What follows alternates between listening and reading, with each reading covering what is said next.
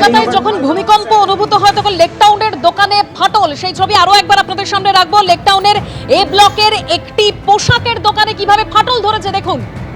লেকটাউনের একটি দোকানের ছবি দেখতে পাচ্ছেন কিভাবে ফাটল ধরেছে এই কম্পনের জেরে। আপনারা সেই ছবি আপনাদের সামনে রেখেছি।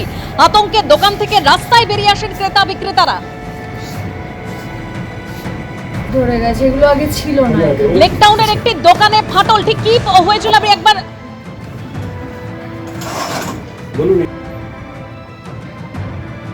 লেকটাউনের এ ব্লকের একটি পোশাকের দোকানে ফাটল ধরেছে কিভাবে দেখুন। আমরা আরো জানবো।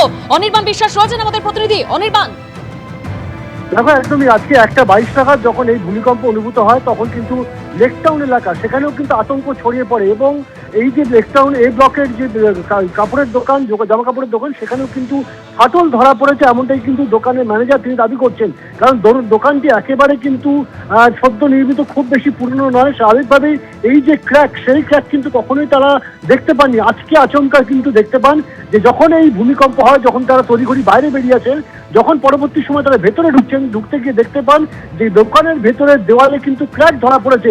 অর্থাৎ ভূমিকম্পের যে তীব্রতা ছিল, যেটা জানানো হচ্ছে 5.5, সেই ভূমিকম্পের তীব্রতা এবং তার যে স্থায়িত্ব, তার জেরেই এই ক্র্যাক এসছে বলে প্রাথমিকভাবে কিন্তু মনে করছেন দোকানদাররা। এবং এই যে ঘটনা যখন ঘটেছে তারপর থেকে কিন্তু গোটা লেকটাউন এলাকার বাসিন্দারা তারা কিন্তু সবাই রাস্তায় নেমে এসেছিলেন। এখানে আশপাশে যে সমস্ত বাসিন্দারা রয়েছেন, দোকানদাররা রয়েছেন, তারাও কিন্তু আতঙ্কিত হয়ে পড়েন। স্বাভাবিকভাবে এই যে ক্র্যাক ধরা পড়েছে, এর আগেও কলকাতায় একাধিক যে ভূমিকম্প সেগুলো অনুভব হয়েছে, কিন্তু এই ধরনের ভূমিকম্প অনুভূত হওয়া ঘটনা বা অভিজ্ঞতা কিন্তু সাধারণ মানুষের নেই। স্বাভাবিকভাবেই সাতক্ষীরার যে জায়গা থেকে এই ভূমিকম্প কেন্দ্রস্থল, সেখান থেকে কিন্তু কলকাতার দূরত্ব খুব বেশি নয়। স্বাভাবিকভাবে এই যে প্রায় 52 সেকেন্ড থেকে 54 সেকেন্ড মতন ভূমিকম্প স্থায়িত্ব হয়েছিল, তার জন্য এই ফাটল হয়েছে বলে প্রাথমিকভাবে কিন্তু জানাচ্ছেন দোকানের ম্যানেজার। ধন্যবাদ অনির্বাণ। ভেতরে স্টোর রুমে বসা ছিলাম, আমাদের যে স্টোর রুম আছে, আর এখানে দাদা বসেছিলেন। এবার কিছুক্ষণ ধরে মানে একটা ভালো টাইম স্টে করেছে ব্যাপারটা, যতক্ষণে রিয়েলাইজ করে বেরিয়ে চলে গেছি। আসার পরে দেখছি পুরো ফেটে আছে। এতটা ফাটা ছিল না, মানে এগুলো ছিলই না। হালকা কিছু কিছু জায়গায় ছিল, যেটা সামনের দিকগুলো, কিন্তু এগুলো একদম নতুন ফাটা। আসার পরে ভেতরে ঢুকে দেখছি ওগুলো সব সরিয়ে ভেতরে আমরা বাইরে বেরিয়ে গেছি সাথে সাথে। খুবই জোরে হয়েছে বুঝতে পেরেছি, মানে প্রচন্ডই ভয় পেয়ে গেছিলাম, যার জন্য সাথে সাথে বেরিয়ে চলে গেছি। আসার পরে দেখছি পুরো ফাটা। আর আমাদের এটা নতুন স্টোর, খুব একটা বেশি দিন হয়ও নি। বিজেপি অফিসে সবেমাত্র শুরু হয়েছে দিনের কর্মব্যস্ততা। একের পর এক নেতারা বিজেপি দপ্তরে আসতে শুরু করেছেন, তাদের দেহরক্ষীরা বসে রয়েছেন বাইরে। হঠাৎ করেই বিজেপি অফিসের দোতলা থেকে হুড়মুড় করে নেমে আসেন যারা সেখানে ছিলেন তারা সকলে। আর প্রথম এটা অনুভব করেন যিনি একেবারে গেটের সামনে বসে থাকেন। দিদি, কি হলো? দাদা, ওই বসেছিলাম, টেবিল কাঁপছিল, নিজেরও মনে হচ্ছিল যেন মাথা ঘুরছে। তখনই হট করে ভাবলাম যে ভূমিকম্প হচ্ছে, তো তখনই চিল্লালাম, বললাম, সবাইকে জানালাম যে ভূমিকম্প হচ্ছে। সবাই বেরালেন, বাইরে দাঁড়ালেন। প্রত্যেকেই নেমেছেন, নিচেও যারা ছিলেন তারাও রুম থেকে বেরিয়ে এসেছিলেন, প্রত্যেকেই নেমেছেন।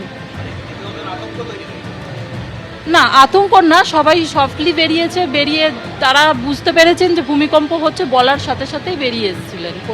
দোতলা দপ্তর থেকে প্রায় সকলেই নিচে নেমে আসেন এবং এখানে যারা উপস্থিত ছিল, বিভিন্ন দপ্তরের ভেতরে বসে কাজ করছিল, তাদেরও কিন্তু একই অবস্থা। আপনি বুঝতে পেরেছেন? হ্যাঁ, অবশ্যই অনুভব করেছি।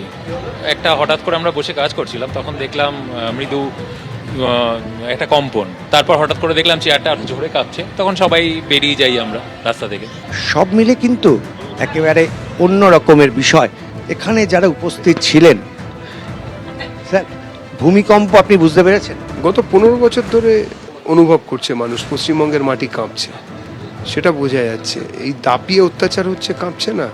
কিন্তু আর একটুখানি একটু কম হলো বেশি হলো কি হচ্ছে, মানুষের সয়ে যাচ্ছে। 26-এর নির্বাচনের পরে ঠিক হয়ে যাবে। ভূমিকম্পের একটা রাজনৈতিক রং দেওয়ার অবশ্যই চেষ্টা হচ্ছে, কিন্তু একই সঙ্গে বিজেপি দপ্তরে কিছুক্ষণের জন্য যে রীতিমতন আতঙ্ক তৈরি হয়েছিল তাতে কোনো সন্দেহ নেই। দোতলা থেকে সমস্ত কর্মীরা যারা ছিলেন, নেতৃত্ব, তারা সবাই নিচে নেমে আসেন এবং তারপর এখন এই মুহূর্তে বিজেপি সদর দপ্তরে কিন্তু একমাত্র আলোচনার বিষয় ভূমিকম্পে কতটা কাঁপলো কলকাতা। এবিপি আনন্দ, এগিয়ে থাকে, এগিয়ে রাখে।